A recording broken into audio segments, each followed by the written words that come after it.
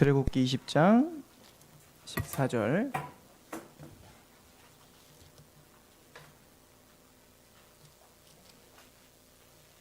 에어컨이 굉장히 고마운 존재네요, 그죠? 네. 점점 하나씩 고장 나고 있습니다. 교회가 지금. 출애굽기 20장 우리 14절 말씀입니다.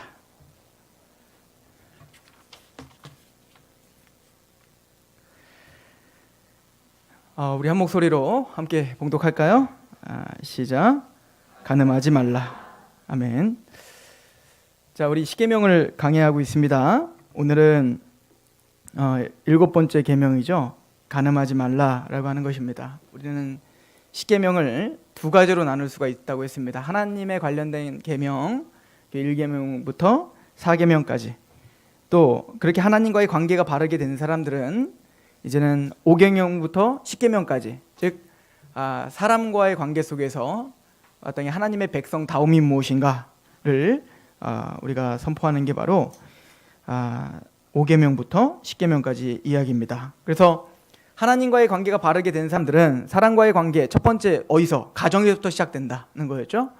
그래서 부모를 공경하라 라고 하는 말에는 두 가지 의미가 있어요. 첫 번째는 부부와 관계, 또 부모와 자녀의 관계, 또 자녀가 부모를 공경하듯이 또 사도들은 부모는 자녀들을 노엽게 하지 말라 이렇게 표현을 하고 있죠. 또 더 나아가서 윗권위자에 대한 마땅한 질서가 회복되는 것을 이야기합니다. 그냥 켜놓으시고요. 그냥 앉으시면 될 것 같아요. 에어컨이 안 되는 거는 집사님 잘못이 아닙니다. 네. 그리고는 7번째 계명은 바로 간음하지 말라라고 하는 것입니다. 우리가 10계명을 좀 상고할 때 먼저 생각해야 되는 건 하나님이 왜 이런 계명을 주셨을까? 이 의미를 먼저 아는 게 너무 중요해요. 하나님이 10계명을 왜 제정하셨을까? 우리가 이미 상고했듯이 구원받은 하나님의 백성들, 하나님의 자녀된 자에게 주어진 계명이다라고 하는 걸 이미 몇 번 설명을 했어요. 그러면 자녀된 하나님의 백성들에게 하나님은 왜, 사실은 이 엄중한, 또 10계명을 제대로 아는 사람은 난 10계명을 다 지킬 수 없다는 걸 고백할 수밖에 없거든요. 그럼 이렇게 우리가 어찌 보면 매 순간 지킬 수 없는, 그러나 또 지켜야만 하는 이런 부담감 있는 10계명을 왜 주셨을까? 왜 이렇게 말씀하시는지 알죠? 살인하지 말라. 난 살인 안 했는데요. 아니, 형제를 보고 라가라 하는 자도 이미 마음에 미워하는 자도 이미 살인을 저질렀다. 이렇게 그 10계명의 원래 의미를 본다면 우리는 사실은 계속 살인하는 자들이에요. 또 오늘 간음하지 말라도 마찬가지입니다. 간음하지 말라라고 말했는데 예수님께서 이것의 진짜 의미를 드러내 주셨죠. 뭐죠? 음욕을 품은 자마다 이미 간음했다. 그러니까 간음한 행위만 간음이 아니라 그 마음속에 음욕을 품으면 이것이 다 간음이라는 거예요. 사실은 우리는 모두가 간음한 자들입니다. 그래서 10계명을 첫 번째 주신 이유는 우리의 죄를 깨닫게 하기 위함이다 라고 했죠. 그래서 우리는 살인 안 저질렀어요, 나는 간음 안 했어요, 하나님 말씀에 나는 다 지켜 행했습니다 라고 스스로 속고 있는 우리에게 하나님은 엄중한 계명의 잣대를 들이대서 아니야, 너희는 자격이 되지 않아, 너희는 하나님의 백성 될 자격이 안 돼, 구원받을 자격이 안 돼, 그런데 너희를 구원했다고. 그래서 겸허하게 겸손하게 하나님의 은혜를 찬양하게 하기 위함인 거예요. 자, 그렇다면 우리가 죄를 깨닫기만 하면 되지 10계명은 지킬 필요가 없나요? 아니죠. 이것은 하나님의 백성들에게, 하나님의 백성들에게 하나님은 그 소원함이 있다는 거예요. 하나님이 우리를 구원시켜 주신 목적이 어디 있죠? 에베소서 1장 3절에 보면 창세전에 너희를 그리스도 안에서 택하셨다는 거예요. 그리고 뭐라고 하냐면 하늘에 있는 신령한 복을 너희에게로 주시기로 결정하셨는데, 하나님이 우리를 선택하신 목적이 너희를 흠도 없고 점도 없는 자로 만들기 위함이라는 거예요. 그러니까 구원받은 건 시작이지 완성이 아니라고요. 여러분들이 예수님을 믿으셨어요? 그리고 구원받으셨어요? 맞아요. 이제는 사망의 생명으로 옮겼고요. 여러분들은 구원에서 떨어지질 않아요. 그런데 하나님이 우리를 건져주신 목적은 홍해를 건너 홍해에서 그냥 살면서 횟집 차리면서 회나 먹으면서 있으라고 거기 있는 게 아니라 홍해를 건넌 그 감격을 갖고 어디로 가라는 거예요. 가나안까지 가서 다윗 왕국, 솔로몬 왕국, 하나님의 온전한 통치가 있는 왕국 세우라는 거 아니에요? 마찬가지로 우리가 그 십자가의 은혜로 구원을 받았다면 거기서 머물러 있지 말고 구원의 완성을 향해 두렵고 떨림으로 너희 구원을 이루라는 거예요. 그래서 두렵고 떨리면 너희 구원을 이루라 라고 하는 건 영원 구원을 말하는 게 아니란 말입니다. 구원의 완성을 위해서 두렵고 떨림으로 너희를 성화시켜라, 성장하라 라고 이야기를 한다고요. 물론 성화나 성장도 뒤를 돌아보면 하나님의 은혜였던 걸 고백할 수밖에 없겠죠. 자, 그런데 그 방향성이에요. 그러면 우리가 어디를 향해서 갈 것인가? 그 방향성이 바로 십계명인 겁니다. 간음하지 말라, 이 계명을 그런 의미로 봐야 되는 거예요.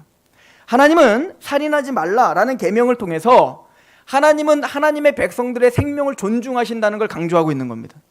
사랑받은 하나님의 사람들이 첫 번째는 생명이 함부로 취급당하지 않도록 하나님은 법으로 제정하신 거라고요. 이건 믿는 사람이나 믿지 않는 사람들에게는 동일하게 그 법을 제정하셨다고요. 그래서 살인하지 말라라는 걸 통해서 하나님이 나의 생명을 그만큼 사랑하시는구나, 그 생명을 보존시키고자 하는 하나님의 은혜가 있구나라는 깨달아야 되는 거예요. 두 번째는 다윗이 사울이 자신을 죽이려고 할 때 다윗이 어떻게 하죠? 그에게 창을 던져서 죽이지 않죠. 그리고 말해요. 하나님의 기름 부으신 자를 내가 대항하지 않겠다. 근데 사실은 그거보다 더 중요한 사실은 하나님은 다윗에게 더러운 피를 묻히지 않게 하기 위함인 겁니다. 복수를 네가 하는 게 아니라 내가 할게는 거예요. 그러니까 너는 꽃길만 걸어라, 지저분한 건 내가 해줄 테니, 이 얘기인 거예요. 왜 하나님이 국가를 세우시고 국가에게는 칼을 허락하셨죠? 왜 국가는 처단할 수 있는, 그죠? 그 권세를 왜 허락하셨냐고요? 개인이 복수하면 안 되기 때문에 그런 겁니다. 예를 들어서 여러분들 자녀가 학교에서 왕따를 당하고 두드려 맞고 왔어. 그것도 안타깝죠.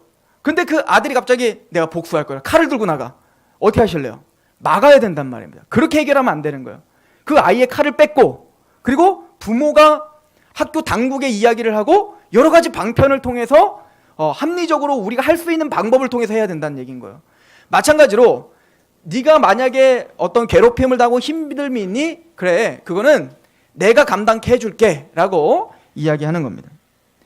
자, 두 번째, 간음하지 말라라고 하는 것은 먼저 간음하지 말래, 근데 우리는 간음을 저질렀어로 끝나는 게 아니라 하나님은 하나님의 백성들의 정결을 소중히 여기신다는 겁니다.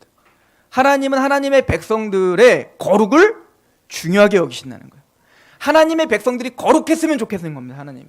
그래서 하나님이 레위기에 출애굽을 시킨 이스라엘 백성들에게 뭐라고 말하죠?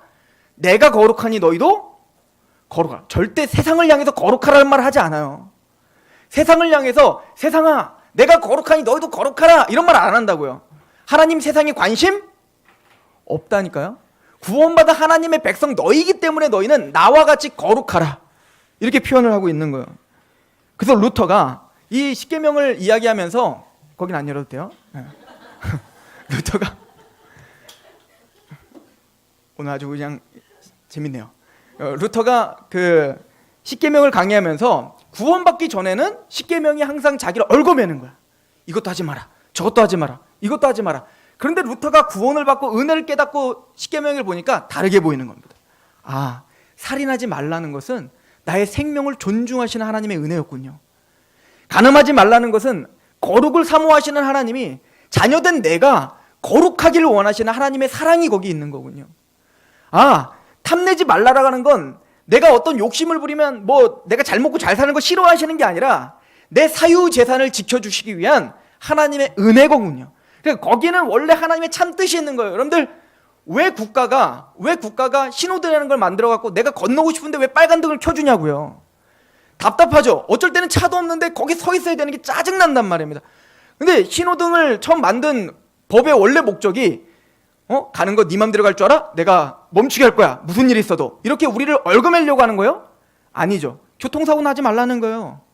그러니까 사실은 법을 우리가 지키는 것은 어떤 강압적인 벌금 내기 두려워서가 아니라 그 의미를 알아 우리의 생명과 우리의 재산과 우리의 어떤 것을 보호하기 위한 그 취지를 안다면 우리는 자발적으로 법을 지키려고 하려고 할 거란 말입니다.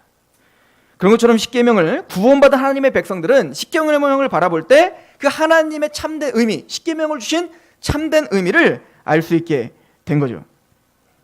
자, 그렇다면 이 간음이라는 게 무엇일까요? 사전에 찾아보시면 이 간음이라는 단어는 비혼인 관계에서 이루어지는 모든 성적 행위들을 가리키는 겁니다. 우리가 보통 이제 혼전 순결을 지켜야 됩니까? 또 뭘 해야 됩니까? 뭐 동성연애는 죄입니까? 아닙니까?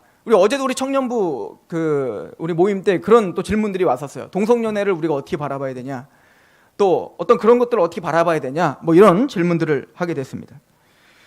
자, 먼저는 하나님의 말씀의 원칙은 남자와 여자가 서로 하나가 돼서 그렇게 해서 결혼을 하고 그리고 아이를 낳고 그것 자체가 하나님의 복이에요.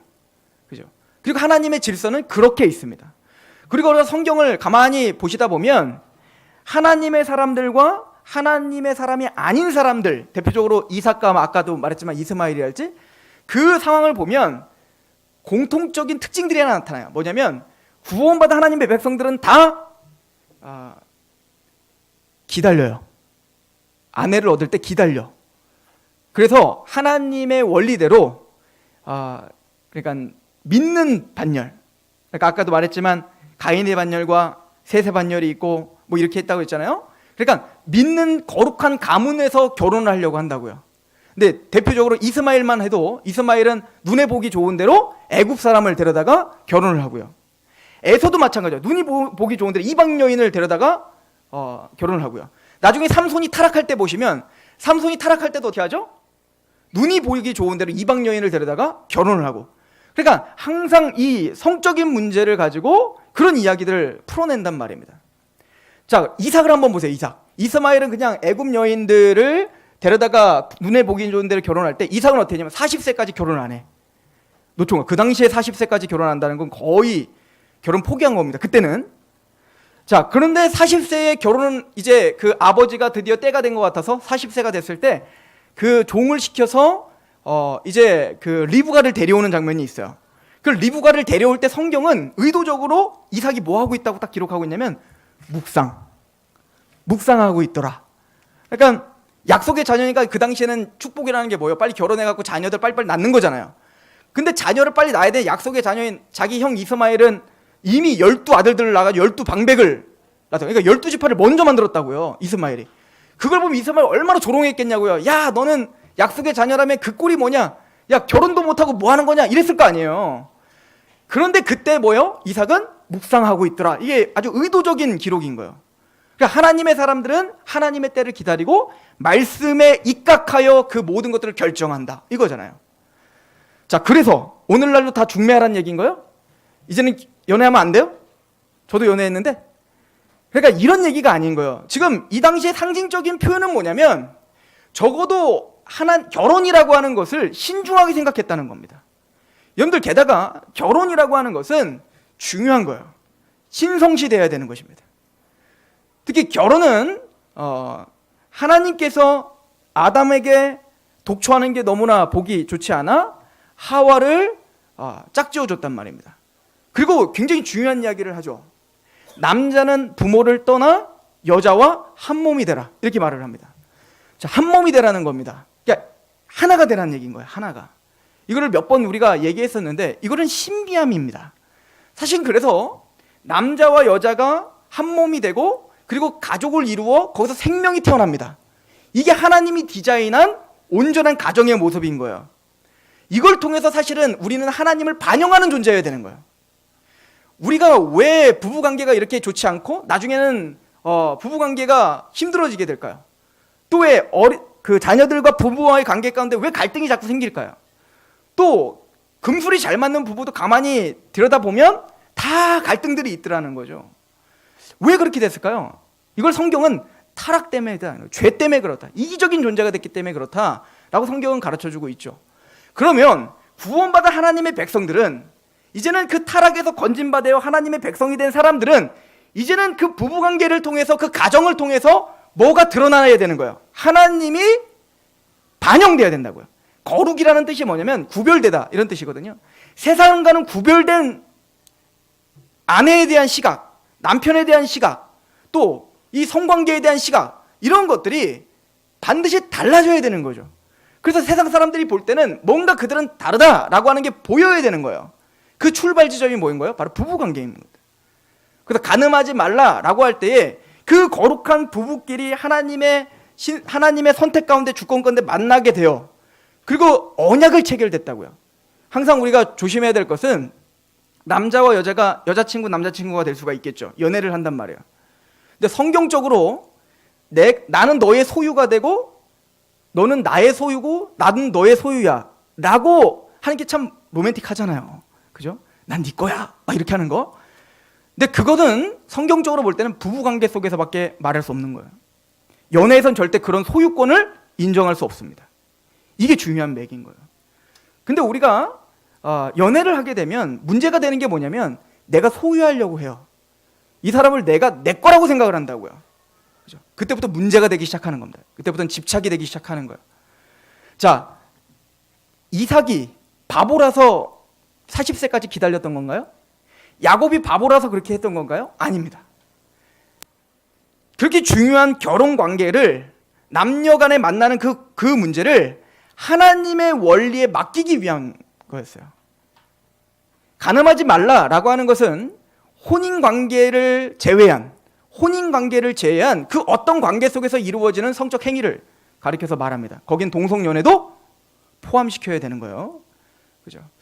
이제 그 동성연애가 요즘에 굉장히 이슈가 됐어요. 왜 이슈가 됐냐면 이거를 통과를 시키냐 마냐 뭐 이런 것 때문에 법적인 어떤 문제가 있는데, 그랬더니 어떤 분이 이렇게 글을 올렸어요. 굉장히 저명한 신학자인데 그분이 어떤 글을 올렸냐면 동성연애보다 사기가 더 큰 죄다 이렇게 올렸어요. 그러면서 이제 그 논리를 이제 쭉 이야기하시는 거겠죠.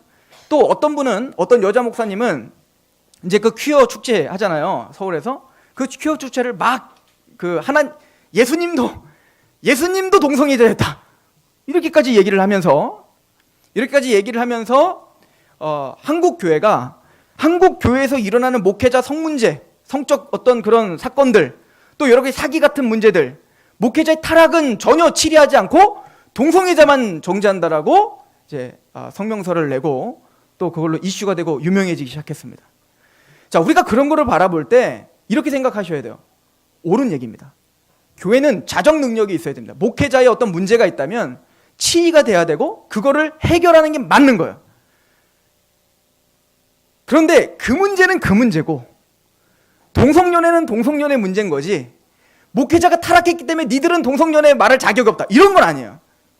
왜냐하면 이거는 목회자의 자질의 문제를 떠나 성경의 문제이기 때문에 그렇습니다. 또한 우리는 정확하게 여러분들이 아셔야 되는데 동성연애자들을 혐오하는 게 아니에요. 우리는 동성연애자뿐만 아니라 살인을 저지르는 자가 있던, 도둑질하는 사람이 있던 그 사람을 혐오하지 않아야 돼요, 성경적으로는. 그러나 그것이 죄라고는 말해야죠. 그건 다른 문제인 겁니다. 이것이 죄입니다 라고 말하면서 사랑한다는 것과 이거는 괜찮은 거야 라고 하면 사랑하는 것과는 전혀 다른 문제인 거예요. 진리를 타협하면서까지 포용과 관용이라는 이름으로 우리는 타협하면 안 되는 겁니다. 또한 이 동성연애뿐만 아니라 이 간음하지 말라라고 하는 것이 또 대단히 큰 문제인 것은 크리스찬의 어떤 그 부부 관계 속에서 그 결혼을 우리는 너무나 가볍게 여기는 시대에 살고 있습니다. 그리고 점점 더하게 될 것입니다. 매스컴과 TV와 드라마, 영화가 그걸 조장하고 있다고요. 한 15년 전 일이에요. 제가 이제 전도사 생활할 때, 대전에서 전도사 생활할 때 고등학교 3학년짜리 여자아이인데 이 아이가 굉장히 이쁘게 생겼어요. 근데 남자친구를 안 사겨. 그래서 그래, 주님을 위해서 헌신해라. 저는 이제 막 그랬죠. 근데 그 이유를 내가 들어봤어요. 그랬더니 자기는 결혼을 하지 않을 거래요. 자기는 절대 결혼을 하지 않을 거래.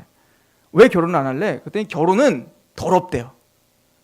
남자와 여자가 그렇게 같이 살고 결혼하고 이런 건 더럽대요. 더럽고 추잡스러운 거래요. 무슨 소리냐? 하나님이 얼마나 축복하는 일인데 결혼을 해야지. 저는 그때 결혼하기 전이었는데도 결혼이 굉장히 축복된 거라고는 알았거든요, 그냥. 근데 그 아이가, 근데 자기는 결혼은 안 할 건데 동거는 할 거래요. 그건 아름답대요. 제 사고로는 이해가 가지 않았어요. 그때 저도 24살, 5살밖에 안 됐는데도 이해가 되지 않았어요. 무슨 소리냐? 근데 걔가 TV를 본 거예요. 옥탑방 고양이. 옥탑방 고양이라고 그때 한참 했던 TV가 있어요. 아마 그 남자 주인공과 여자 주인공이 서로 이제 옥탑방에서 만났는데 거기서 이제 뭐 사귀고 이러는 게 아니라 같이 사는 거예요. 근데 굉장히 재밌게, 아름답게 그걸 꾸몄다고요. 근데 이 아이의 가정은 항상 부부싸움을 하고 항상 뭔가 어머니가 구타를 당하고 이런 가정 환경 속에서 자란 겁니다. 그러니까 이 아이의 머릿속에는 결혼은 지저분하고 결혼은 나쁜 거. 그런데 TV 속에서 보이는 동거는 아름답고 재미나고 뭔가 나를 기쁘게 해주는 거. 이게 그냥 각인된 겁니다. 누가 그렇게 만든 겁니까? 우리가 그렇게 만든 거 아니겠어요? 사회가 그렇게 만든 거 아니겠냐고요. 이게 시대예요. 15년 전에 그랬다면 오늘날은 더하면 더했지 후퇴하지는 않을 거라고 봅니다. 모르긴 몰라도 이제 5년 후, 향후 10년 후면 우리가 감당할 수 없는 일들이 벌어지게 될 겁니다. 이 동성연애가 언젠가는 옳다 하게 될 거고 합법화가 되기도 할 거예요. 언젠가는. 선진국들이 다 되는 거 보면 지금 정치인들이 기를 쓰고 그거를 자꾸 통과시키려는 걸 보면 반드시 그렇게 되고야 말 거예요. 그럴 때 우리는 어떻게 할 거냐는 거죠. 그럴 때 우리 자녀들에게 어떤 교육을 할 것인가? 우리 자녀들에게 어떤 가정의 모습을, 이거는 우리의 책임이 된 거예요. 이제 사회의 문제는 우리가 바꿀 수 없습니다. 그러나 가정은 우리가 바꿀 수 있습니다. 저 남들 이야기는 우리가 어떻게 운동과 우리의 과격한 어떤 힘으로 할 수 없습니다. 그러나 적어도 내 자녀의 정체성과 또 내 자녀가 가정을 바라보는 어떤 그 시각과 또 서로 사랑하여 자녀를 낳는 그 기쁨이 무엇이며 그 자녀가 성장하며 같이 하나님의 나라를 보여주고 또 그 관계 속에서 보여주는 영적 의미가 무엇인지를 알려줄 수 있는 그 책임이 이제 우리에게 있는 거라고요. 동성연애를 반대하는 집회를 나가도 되고 안 나가도 됩니다.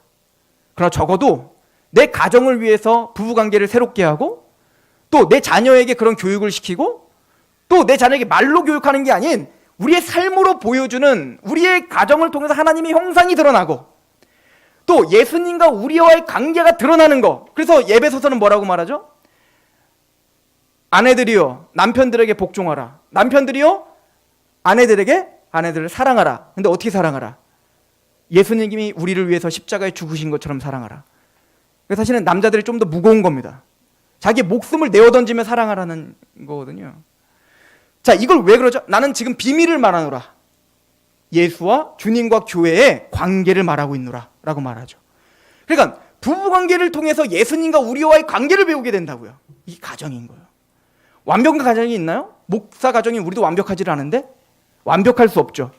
그러나 적어도 신앙이란 완벽하지 않지만 하나님이 우리가 하나님의 형상대로 지음받았고 예수 그리스도의 형상으로 우리가 자라가라, 장성한 분량으로 자라라 라고 우리가 선포하고 있다면 적어도 우리는 우리 가정을 그렇게 만들어 몸부림쳐야 됩니다.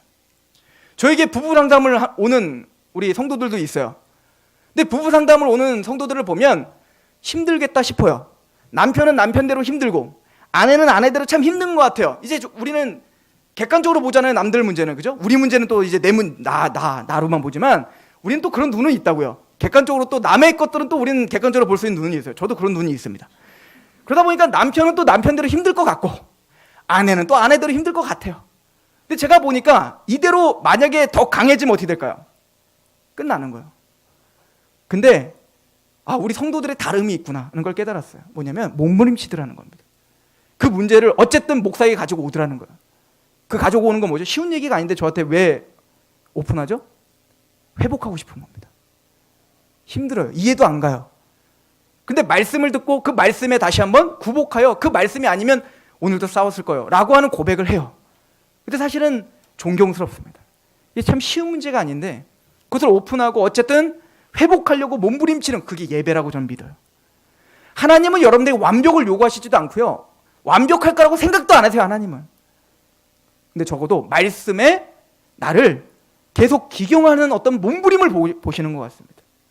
제가 엊그제부터 좀 감격이 됐던 말씀이 있어요. 그게 뭐냐면 지난주에 성경 공부를 하다가 이제 오랜만에 이제 상고했던 말씀인데 히브리서 11장 12장 이 말씀을 제가 보면서 너무 감격이 됐었는데 히브리서 11장에 보니까 믿음의 선진들의 이야기가 쭉 나와요.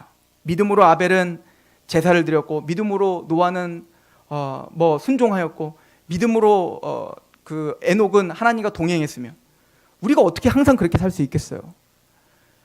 그리고 또 하나 믿음으로 아브라함은 갈 바를 알지 못했는데 나아갔다 이거예요. 가나안을 바라보면서 믿음의 화신들이에요 다들. 근데 제가 아브라함을 연구해 본 바 창세기에 있는 아브람, 창세기 12장부터 아브람이 나오거든요. 그 아브람 12장부터 이삭 바치는 22장까지 쭉 연구해 보면 아브라함은 실수투성입니다. 하나님이 가나안 땅을 향해서 떠나라 할 때 바로 떠나지 않고 하란에 멈추고요.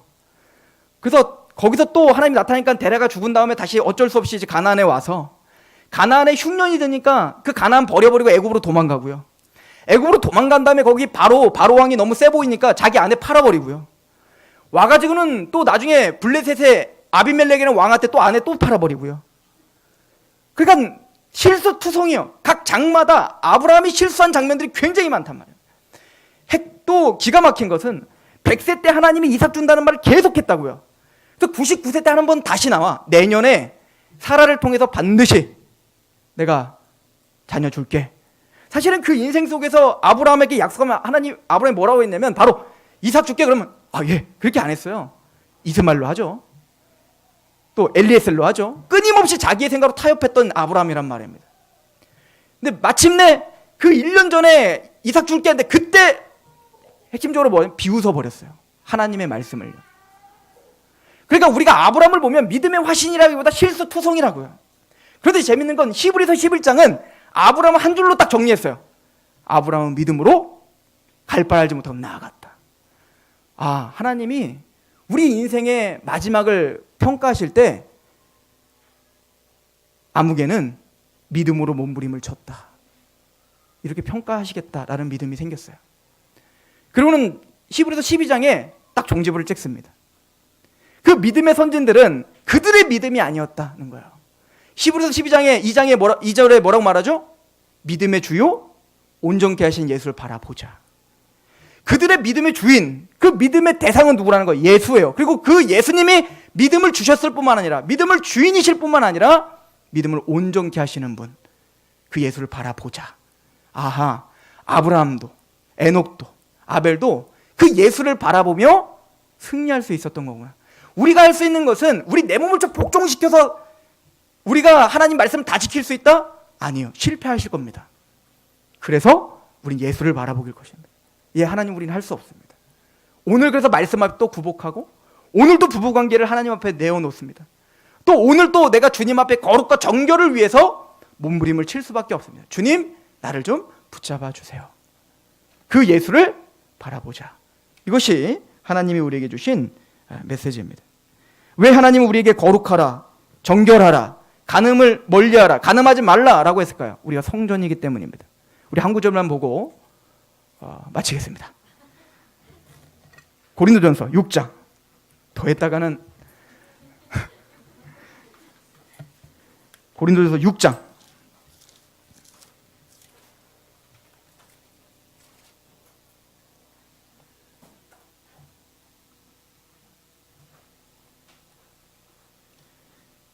아, 6장 9절부터 보겠습니다.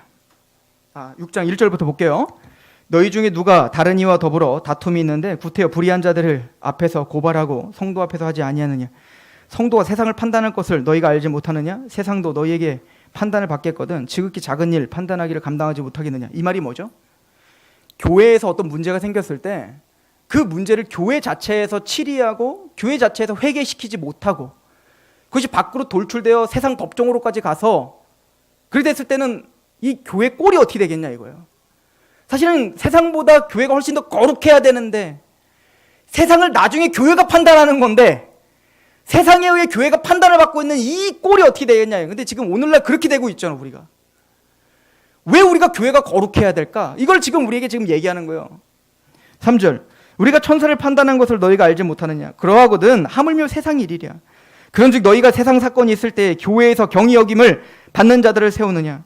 내가 너희를 부끄럽게 하려 하여 이 말을 하노니 너희 가운데 그 형제 간의 일을 판단할 만한 지혜가 있는 자가 이같이 없냐? 형제가 형제와 더불어 고발할 뿐더러 믿지 아니하는 자들 앞에서 하느냐? 너희가 피차 고발함으로 너희 가운데 이미 뚜렷한 허물이 있나니 차라리 불의를 당하는 것이 낫지 아니하며 차라리 속는 것이 낫지 아니하냐? 교회가 그렇게 그 꼴을 당하느니 내가 차라리 손해보고 마는 게 낫지 않니? 그만큼 교회는 중요하고 그만큼 교회는 하나님의 영광과 직결되어 있다고 라고 사도 바울은 강조하고 있는 거예요. 그러므로 우리 보고 거룩을 요구하는 겁니다.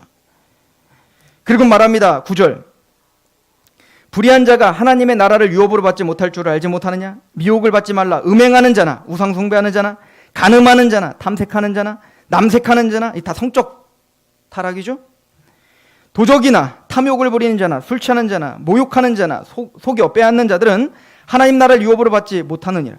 너희 중에 이와 같은 자들이 있더니 주 예수 그리스도의 이름과 우리 하나님의 성령 안에서 씻음과 거룩함과 의롭다 하심을 받았느니라. 너희들은 구원받지 않았는가? 거룩함을 받지 않았는가? 12절 모든 것이 내게 가하나 다 유익한 것이 아니요 모든 것이 내게 가하나 내가 무엇인지 얽매이지 아니하리라. 음식은 배를 위하여 있고 배는 음식을 위하여 있으나 하나님은 이것 저것을 다 패하시리라. 몸은 음란을 위하여 있지 않고 오직 주를 위하여 있으며 주는 몸을 위하여 계시느니라. 우리 몸은 우리의 어떤 성적 만족과 내 쾌락을 위해서 존재하는 게 아니라는 거예요. 우리 몸이 존재하는 이유는 1차적으로는 하나님의 영광을 위해서 존재하고 있다라고 분명하게 우리에게 선포하고 있는 겁니다. 14절에 하나님이 주를 다시 살리셨고 또한 그의 권능으로 우리를 다시 살리시리라. 너희 몸이 그리스도의 지체인 줄 알지 못하느냐? 내가 그리스도의 지체를 가지고 창녀의 지체를 만들겠느냐? 결코 그럴 수 없느니라. 창녀와 합한 자는 그와 한 몸인 줄을 알지 못하느냐? 일러스되 둘이 한 육체가 된다 하셨나니 주와 합하는 자는 한 영이니라. 음행을 피하라. 사람이 범하는 죄마다 몸 밖에서 거하는 것이거니와 음행하는 자는 자기 몸에 죄를 범하는 것이니라. 너희 몸은 너희가 하나님께로부터 받은 바 너희 가운데 계신 성령의 전인 줄 알지 못하느냐? 너희는 너희의 자신의 것이 아니라 값으로 산 것이 되었으니 그런즉 너희 몸으로 하나님께 영광을 돌리라. 자, 결론 내립니다. 하나님이 우리의 몸을 주신 이유는 하나님의 영광을 위해서 주신 겁니다. 우리의 쾌락과 우리의 만족을 위해서 주신 건 아니에요. 물론 그것도 선물이에요. 하나님이 주신 은혜입니다. 하나님이 주신 레크레이션이에요. 맞아요. 하나님은 남녀 간에 만나서 잠자리를 갖고 이것은 하나님이 주신 축복이에요. 언제? 하나님의 질서와 말씀 안에서 이루어질 때 축복입니다. 그거 외에는 저주가 되는 거예요. 그리고 뭐라고 말하죠? 너의 몸은 하나님의 영광을 위해 드려져야 돼. 그리고 뭐라고 합니까? 너희는 그리스도의 지체다. 우리 몸이 뭐라고요? 예수님의 한 몸이라고요. 또 우리는 성령님의 성전이에요. 그런데 다른 범죄들은 다 우리 몸 밖에서 이루어지는 거지만 이 간음이라고 하는 것은 우리 몸 안에서 이루어지는 거다. 그 얘기는 뭐죠? 결론은 그리스도의 몸을 욕보이는 것이고 성전을 모독하는 거다. 그러므로 간음이라고 하는 죄를 굉장히 중하게 여겼던 겁니다. 이거는 오늘날도 원리는 똑같은 거예요. 그러므로 우리는 간음하지 말라라고 할 때 두 가지로 우리가 접근해야 됩니다. 첫 번째, 우리는 하나님의 형상입니다. 하나님의 원리 가운데 하나님의 약속과 언약 가운데 결혼을 하여 축복을 받으며 하나님께 영광이 되는 가정을 만들어 그 가운데서 이루어지는 그 사랑을 통해 생명이 탄생하는 걸 통해 성부와 성자와 성령 하나님이 어떻게 한 몸이시며 그 성부와 성자 성령 하나님이 어떻게 한 분이셔서 우리가 생명이 태어난 그 사랑으로 우리가 어떻게 거듭났으며 어떻게 구원받았는지, 또 그 온전한 부부관계 속에서 그 남편이 아내를 사랑하고 그 아내가 남편에게 복종하며 그 교회를 어떻게 주님께서 희생하며 아빠가 엄마를 위해서 어떤 희생을 하며 사랑한 걸 보면서 이게 주님의 사랑이구나. 아, 엄마가 그런 사랑에 감격하여 그 남편에 대해서 최선을 다하여 섬길 때 이것이 그 사랑에 감격한 하나님의 백성들의 마땅한 태도구나 라는 것을 가르쳐주는 중요한 도구로 하나님의 형상으로 우리 가정과 부부관계가 형성돼야 되는구나. 그래서 우리는 간음을 멀리합니다. 두 번째는 그 간음은 우리 몸 안에서 이루어지는 죄이기 때문에 우리 몸이 성전이고 내가 그리스도의 지체이기 때문에 그 그리스도를 욕보이고 성전을 욕보이는 것이 바로 간음의 죄이기 때문에 우리는 그 하나님의 영광을 위해 우리를 거룩하게 구별하고 몸부림치는 예배자가 되어야 된다. 또 그런 자녀들로 우리는 이 교회가 또 우리 가정이 그렇게 성장시켜야 될 책임과 사명이 우리에게 있다. 이렇게 적용하시길 축원합니다. 기도하겠습니다. 하나님, 하나님의 거룩한 말씀 앞에 섭니다. 이 말씀 앞에 우리가 어찌 자유로울 수 있겠습니까? 우리는 여전히 음욕을 품는 자들이고 또 더 나아가 하나님이 아닌 다른 것들을 향해서 음욕을 품으며 영적 가늠한 자들입니다. 그럼 우리들을 하나님은 정죄하지 않고 예수 그리스도로 말미암아 구원시켜 주시어 그 큰 은혜가 무엇인지, 그 사랑이 무엇인지 우리에게 알려주셔서 그 사랑 때문에 하나님께 복종하게 하셔서 감사합니다. 그 사랑을 받은 자답게 아내를 향해, 남편을 향해, 또 거룩한 그 가정을 만들어가는 그 사명을 다할 수 있는 우리가 되게 하옵소서. 우리는 그리스도의 몸이며 또 우리는 거룩한 하나님의 성전임을 알아 하나님의 말씀 앞에 거룩하게 서서 그 거룩을 향해 몸부림치는 예배자가 될 수 있도록 우리를 붙잡아 주옵소서. 예수님의 이름으로 감사하며 기도합니다. 아멘. 찬양합시다.